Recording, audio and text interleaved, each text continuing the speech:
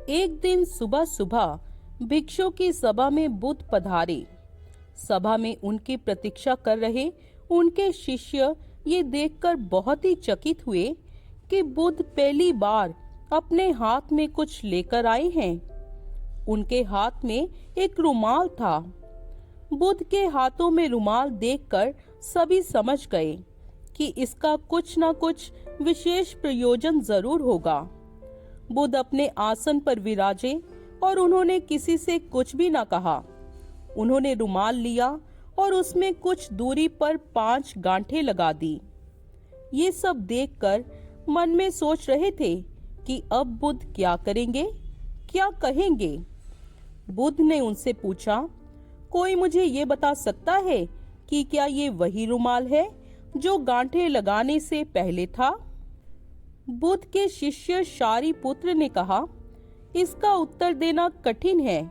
ठीक से देखें तो रुमाल वही है, क्योंकि इसमें कोई परिवर्तन नहीं हुआ है। दूसरी दृष्टि से देखें तो पहले इसमें 5 गांठें नहीं लगी थी, अतः ये रुमाल पहले जैसा नहीं रहा है, क्योंकि इसमें अब 5 गांठें हैं।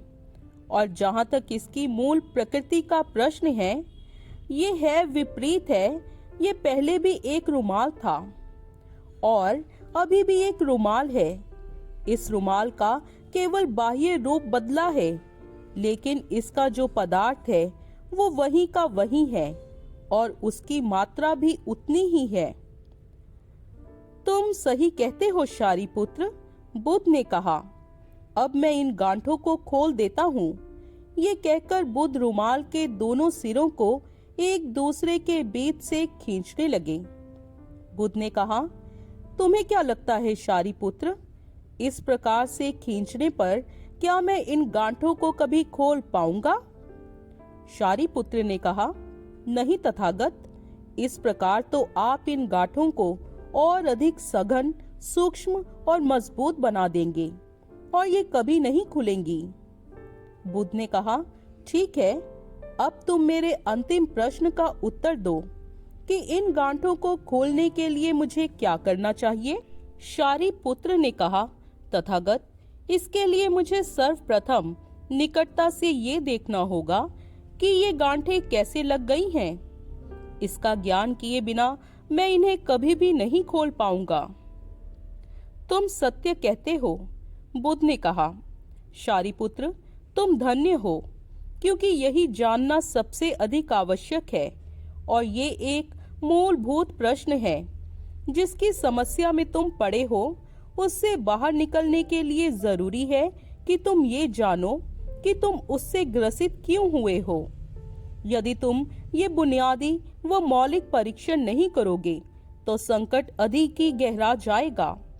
इस संकट को दूर करने के लिए ये आवश्यक है कि तुम अपने अंदर झांको और देखो कि तुम्हारे मन में जो गांठें लगी हैं, उन गांठों को तुम कैसे निकाल सकते हो।